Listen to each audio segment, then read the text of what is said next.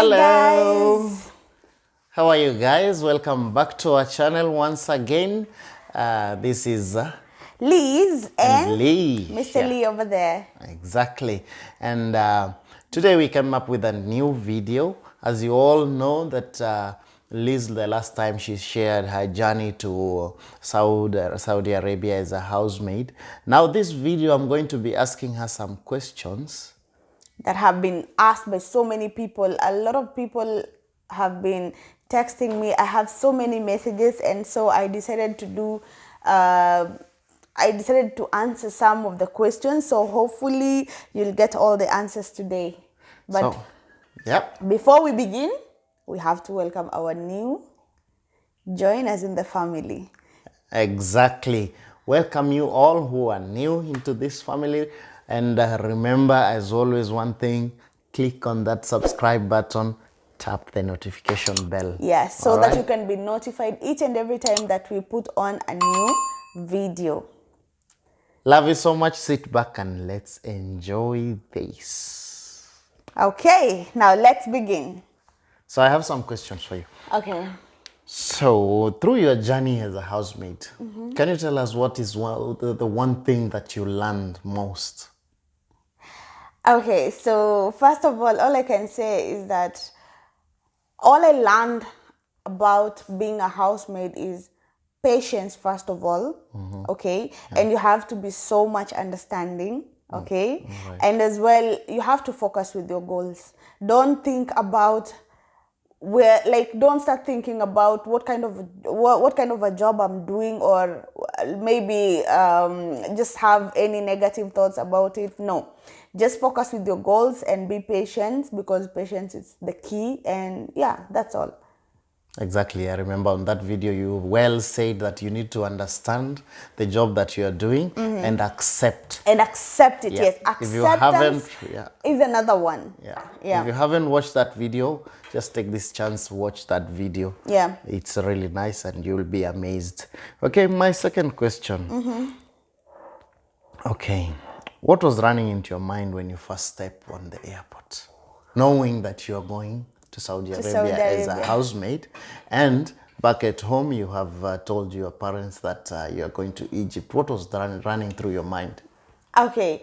I was just so much eager, first of all, to ride on a plane, okay? Because it was my first time. All right. Okay, so, and I was just so much eager, to be in a plane, because I've been seeing people flying out and all that. But I had fear as well, because I was going to Saudi, and I had a lot of cases during that time. A lot of cases. There were so many cases. So I was still thinking, I still had some negative thoughts, but as well, my spirit was just telling me, no, you can do this. You just go, you can just go, because I had already made up my mind, and I was so much into it. So I was super happy and at the same time scared. Wow. So you just gathered your confidence and say, yalla, let's go. Exactly. Because I know what had really pushed me to go to Saudi. So yeah, I was just motivated to go there. Wow. That's good. But in terms of lying to my parents that I was going to Egypt, because I even saw one comment, one lady over there, my schoolmate, she even commented on the previous video that she met me, actually, she met me, and that time I lied to her that I'm going to Egypt. The reason why I did that, I never wanted anyone to know that I'm going to Saudi, because I never wanted anyone to disappoint me. Because, whenever you tell someone that you're going to Saudi, the first thing they will tell you is, no, please don't go in that country. Yeah. People have they have a lot of negative thoughts about a different perception. Yeah, exactly. So I never wanted to tell anyone where I was going. Yeah, so, and that's how I went to Saudi. Wow, that's great. Yeah. And did you do something? Okay, since it was your first time in the plane, well, did you have some chills, or what was the one thing that maybe were you scared of the plane, or what? Yeah, especially on the takeoff. Oh my God, I was so super scared when during the takeoff, it was scary. It was a bit scary, even though we were like 7 ladies. So yeah, we were just holding on to each other, and at the same time, even we never even had enough time to start thinking about the flight. We were just busy praying. I can say immediately before even it took off, I was just busy praying. Wow. I'm just like, oh please God cover us, blah blah blah, and all, like it was all about prayer. That's it. That's all I can say. But even I never took anything on that flight because I was super scared as well. You didn't eat anything? No, I didn't. No water? Only water, only water, but food, I refused. I didn't eat anything. I was just scared, really. I didn't eat anything. Any difficulties you can tell of us that you faced during your time in Saudi? What were the difficulties that you faced? Working as a housemaid, of course. Okay, in general, it's just only the time that I really tried my level best to be attached with the kids, of which they gave me a hard time a little bit, okay, and as well the madam. But you know, as I said on my previous video, I was so much into what I went there, and I had already accepted the kind of job that I'm going to do. Yeah. I remember like it wasn't easy because the madam shouting at you, the kids even throwing things at you. And I just go back to my room, I just cry. The thing was just they do whatever things they do to me. I go back to my room, I cry and pray. Then I go back again. Like prayer is the only thing that made me stay in Saudi, because it was really holding me up. Because the moment I finished praying, then I go back downstairs, things will just change for me. It wasn't easy, honestly. And the kids were not like, they really gave me a hard time. As I said, even the small girl, she really gave me a hard time before she became my best friend. She was my best of the best. Like she really became my best friend. But before that, like they used to see me like an animal. Even sometimes, you know, one more thing, us Africans, even until today, I still see it. I think whenever they see, not like, I won't say it's discrimination or anything, but until today, it's still happening, even here. Like whenever they see Africans, they're like, a black person is someone whereby this person should be smelly, the person should be, I don't know. I just don't want to say anything negative about it, but that was what I've been seeing until today. It's still happening. So I was just so much, I remember even they used to buy for me things, and they will buy for me almost everything. It's like they want you even to take shower with Clorox. So that you won't smell. By the end of the day, as I said, it was a villa, and it was a very big villa.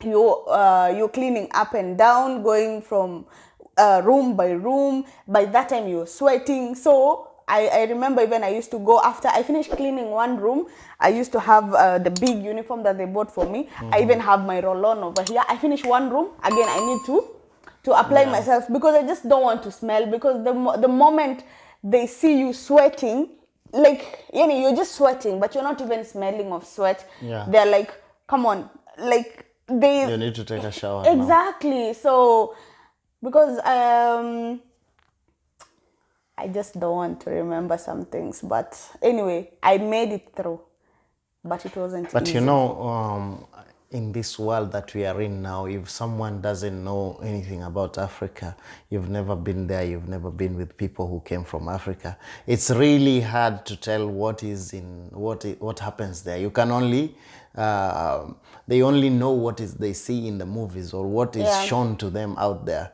Some people even think like, okay, you go to Africa, the first thing you see, it's an animal. Yeah, exactly. You go to Kenya, the first thing you meet in the airport is an elephant. So not unless someone has been to Africa, they'll never know anything. So they really don't.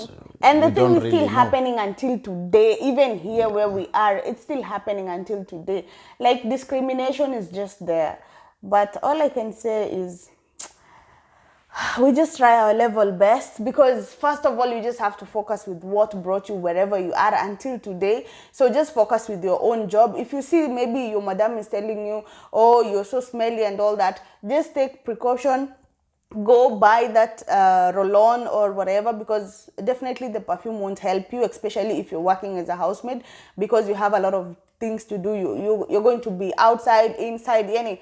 So you just have a lot. So just Yeah. have your roll-on in your roll-on. Then after that, like you just keep on applying yourself until you finish your shift. I know even some of the people I had some of the people even were complaining, whereby the madam will tell you, you can't be able to take shower 2 times in a day in my house. Why? Because the bills are going high. Aha. And at the same time, she's telling you, you're smelly. Imagine the kids coming to tell you, you're in front of the kids, and the kids, they're like, come on, like, don't touch me, you're so smelly. Like, that is coming from the kids. Yeah. You know, it's really sad, and the humiliation is just too much. But it's all about acceptance. Like, for me, when such things happen to me, I never used to take it I never used to take it so hard on So me. personal, yeah? Yeah, so personal. I'll just tell God, okay, khalas, it has happened, I can't do anything, this is not my country. But by the end of the day, I knew what really brought me there. Wow, that's a great one. I had one, and but did you achieve what you were looking for? Yes, What- exactly. I achieved what I went there to do. I remember my first salary. My mom is so proud of me. I can say my mom is so proud of me. Where my mom stays now. You know, I will ask her. Yeah, definitely. Definitely you can do that. And I know mom is watching. She's gonna watch this video. I built her a house, okay? Wow. Yeah. The house she's living in, I'm the one who did it. And I did all that when I was in Saudi. So she's so super happy of me. And also, like, she has water as well. Tap water running. Tap water running. Yeah, if you go at our place, like, the water is just running. So I'm just super proud of myself. You're the one who did that as well? Exactly. Oh, so we can say congratulations. Thank you. So the journey was yeah, it was amazing. It was worth it. it. Yeah, at least I did something. Oh. I did something. I can't say that I never did anything, even though I lied to them, but I did something. It paid off. When did they learn that you went to Saudi? After 6 months, I remember I called my dad, and that time I used now the Saudi line, because each and every time I used to use I was using the Airtel, because I went with an Airtel SIM card. Yeah. So, and I used to tell him to load me credit each and every time. Uh-huh. So when he sends for home. me, from home, he used to send me 1,000 Yeah. Kenyan shillings. So then I'll call back. So it won't show any code. Yeah. So one day after my madam, by the way, after 6 months, she bought me a phone. Okay. She bought me a phone, and then again I had a SIM card. So that is the first time I called my dad, and that's when he knew, because he saw the country code +966. He's like, huh? Where are you? I said, first of all, I lied to him, and I said that we went to visit the family of my madam in Saudi. So so all the way from Egypt we went Saudi. to Saudi. Yeah. So then that was the first time I lied again. Then the second time is after I think after 8 months. Now that's when they knew completely. Now, okay, I am in Saudi, because now he kept on calling that number each and every time to check on me, and the moment he calls, the number is still on. What was his impression when he realized all this? By that time, all I can say is that my dad actually, he never reacted, because I had already made them proud. Yeah. Because that time they were building their house, so he couldn't say anything. So he just had to zip. But I'm sure if I was not doing anything back home by that time, they would have boarded me the next flight to go back home. What of your mom? What is it? My mom, of course, she's always so humble. She never said anything, but she was just okay. I'm telling you, okay, for them, they were just happy, because at least they had a home. So, and I was still doing some more things. So they never even questioned me. But I'm sure, even though they came to bamboo me later, why did you lie to us? If anything had happened to you, blah, blah, blah. But, you know, they got what they really wanted. So that's good. That's good. So tell us what you like other housemates to learn about, or other people who are working in the same line. They are maybe thinking of working in this type of a job. What would you like them to learn about this work? Okay. First of all, before you go to work as a housemaid, you have to know if you're going to go with an agent. First of all, make sure that you know if the agent is a genuine agent, an agent whereby even if you have any problems, they will be able to assist you.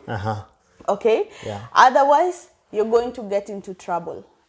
Like for me, I can say that the agent that took me there, I remember even at first I almost gave up in 3 months, but I kept on calling her each and every time. Jerry, wherever you are, and like, I just salute you. She was really nice. She was really nice. She really helped me a lot for the first 3 months. Then she kept on encouraging me as well. She was really nice. Oh, that's all I can say. She was really nice. So please, if you know that you're going to go with any agent, make sure that the agent is a genuine agent. And as well, don't go to work as a housemaid if you're not accepting the job. If you're not prepared to. If you're not prepared, because it's not easy. Psychologically, exactly, right? It's not easy. Yeah. It's not like you're going to go to someone's house, like back home. You just go to someone's house, you wake up in the morning, clean the utensils, and that's it. No. The houses are really big. Even here in UAE, the houses are really big. You'll find a villa whereby when you look at the house, you just want to disappear. And you'll find these people, they don't even have 1 kid or 2 kids. Yeah. If today maybe they have 1 kid, maybe tomorrow again they might bring their families, so they have a lot of kids. Yeah. So first you have to be psychologically prepared. Yeah.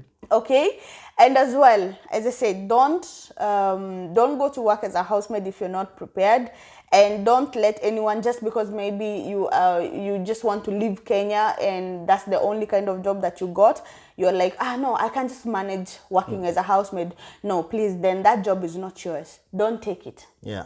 Okay, just go there fully prepared, knowing the risks, knowing the do's and the don'ts. Okay, because it's not easy.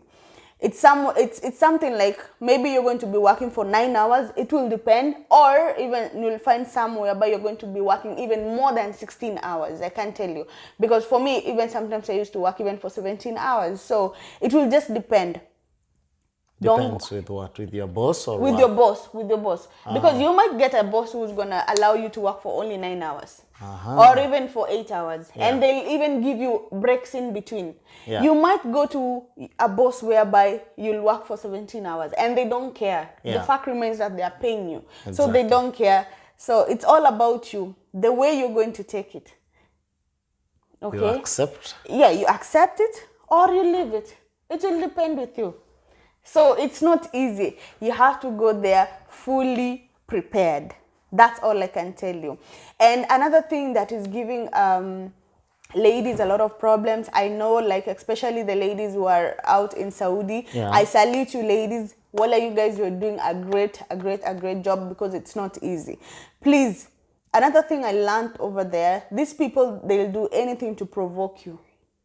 And us what do you Africans, mean? Like, you know, what someone, do you mean? like as I said last time, imagine my room was on the 3rd floor. Yeah. Okay. Then my madam is just gonna call me, hey, come. I give her the remote and she's sitting next to the remote. Yeah. So then after I give her the remote, she's like, okay, you can go back to your room. Yeah. Like, so simple. For her, like, it's like she's just provoking you. She's just pushing you. She just wants to see how you're going to react. So if you have, if you are so hot-tempered, okay, you can't handle it, then definitely you're gonna. Yeah. So that's where now you're going to start showing up your attitude, and also the kids, they will just come and abuse you. And sometimes even I learned something again. The kids even might just come and start beating you. Like, she will even take something and hit you. So you're not supposed to hit the kid back. Okay. You can't. Yeah. Okay. So the only thing that you have to do is just learn how you're going to make this kid love you. Because the moment you show the kid an attitude, the kid will remain to hate you forever. Okay? So instead, just try and learn how this kid is going to love you back. Because it's not easy. Remember, these kids are not the same, they have not been raised the same way we raise our own kids back home. Exactly. Okay, so the kids, definitely, they're reacting in a different way. And you're a stranger to them. Okay, so, and you know, the kids' mind. So you're the one to tune the kids, manage just learn on how you're going to be able to manage them. As well, another thing I can tell people, you can even go to YouTube. Okay, nowadays technology. You can just go to YouTube. You can see how to handle stubborn kids and all that. Yeah, you will learn a lot of things. Ladies, I hope you are taking notes. Yeah, so when you check such videos, definitely they will help you.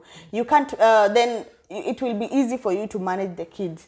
I'm telling you, that time, it wasn't easy for me, but I just don't know. I just got grace from God or something. But I really tried my level best, especially those, like the 3 kids. Those 2 boys and the small little girl, they really gave me a hard time. Even they will just eat bananas and just take the banana leaves, and they will just like do whatever they want to do on white bed sheets, and they're just there. And then the baby will come, hey, change my bed sheets. Like, they don't even care. They don't really care.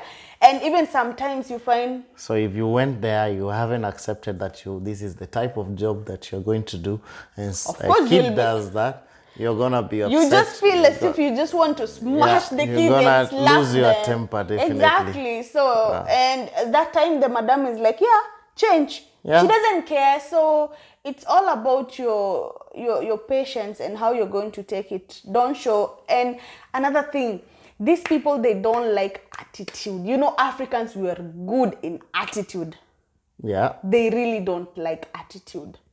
You'd rather listen to them, let someone abuse you the way they want, because by the end of the day, even if, you know, by that time, I was being abused a lot. Some things that I came to know after I knew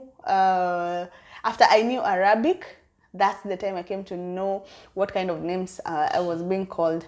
Really bad names. But you know, by the end of the day, I was like, the name is not sticking on my forehead. The name is not sticking on myself. So why should I take it so hard? Okay, even if you're being called whatever names that they're going to call you, they abuse you, because definitely they will not take anything lightly. Please don't take it so personal.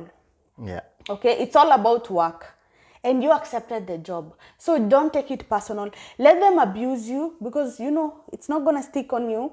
Then after that, if you're really frustrated, you're really upset, after she's done talking to you, go silently, go to your room. You can scream, you can do anything. That's what I used to do. That's the thing that I used to do. She will do everything. Then after that, I will just walk away. I will just say, okay, I'm sorry, madam. Then after that, I'll just walk away. I'll go where I'm alone. Really, I used to smash the wall. I used to scream. I used to cry. But you know, I'm alone that time. Then after, I just let it go. I just go downstairs and I'm okay. And do whatever they do. Exactly, and I'm okay. So can you advise someone to go to Saudi? Yeah, I can advise someone to go to Saudi if you're really prepared of the kind of job that you're going. And also, it will depend which family that you're going to work with. But you don't know. Exactly, now that's the problem. You really don't know. Yeah. And now, like, we can't say you can trust this agent, you can trust this one. No. Because, you know, people are like, no, don't go to Saudi. Then you're back home. What are you going to do? You don't have money. There are no jobs. Yeah, there are no jobs. You don't have money. You don't have anything. Yeah, I know the cases are going on. And as I saw, even one lady, when she did an interview, I was just watching the interview in Tuko, the lady talking about her experience in Saudi. Of course, whatever she said, it's true. Yeah. Us Kenyans, us Africans, we are so stubborn. Yeah. We are so stubborn, because in terms of rudeness, these people, I'm telling you, when they start ganging up on you because you're just being stubborn on them, you can never defeat them, because the mom, the kids, everyone will just gang up on you and they will beat you even to death. So you just have to be like, you just have to humble yourself, because that's not your country, those are not your people, and you're very far away from your family, and nobody is there to keep you. The only person that is there with you is just only God. So no one else is there. So be humble. Humble yourself. You don't want to tell me that someone is just going to come and kill you without doing anything. Yeah. No, it won't happen. Yeah. Not possible. I'm not saying that people are really doing things that are really bad, so that's the reason why we have so many cases of death. No, I'm not crucifying anyone, but let's just humble ourselves. As Africans, we're very good in rudeness, we're very good in attitudes, we're very good in fighting back. Really, we can't stand that. I Yeah. know if someone is shouting at you, definitely you'll stand on your own, and I'm like, no, you can't tell me this and blah blah blah blah. But now these ones, they don't want that, because they normally push you to the wall. It's like they just push you. Even if you keep quiet, even if you just try to assume, they will still continue screwing you until they just want to poke you until you talk. But by the end of the day, if they see that they're poking you and you're not even reacting, they leave you alone. So now you're gonna be their best friends. But the moment they poke you and you retaliate, like you fight back, kalas, you become the biggest enemy and they will gang up on you. Yeah, like you guys, I don't have any other questions. I think you've had enough, and I hope you've taken your notes. So, this is the time I say adios, subscribe, love you so much. Share the video. Bye.